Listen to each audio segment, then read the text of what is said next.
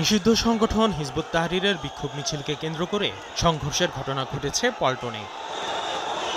শুক্রবার জুমার নামাজের পর জাতীয় মসজিদ বাইতুল মোকাররমের উত্তর গেট থেকে মার্চ ফর খিলাফত নামে বিক্ষোভ মিছিল করে নিষিদ্ধ সংগঠনটি। নিষিদ্ধ সংগঠনের জমায়েত ঠেকাতে বাইতুল মোকাররম এলাকায় আগে থেকে অবস্থান নেয় যৌথবাহিনী। মিছিলটি পুরানা পল্টন মোড় পার হয়ে বিজয়নগর পানি ট্যাঙ্কির দিকে এগুলে লাঠিচার্জ করে পুলিশ।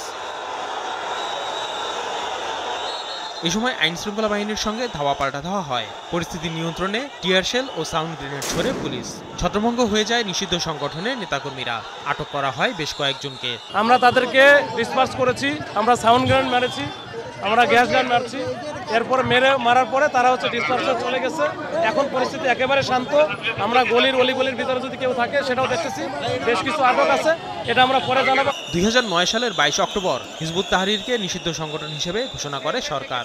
ফলে সন্ত্রাস বিরোধী আইন অনুযায়ী তাদের সকল ধরনের কার্যক্রম ফৌজদারি অপরাধ।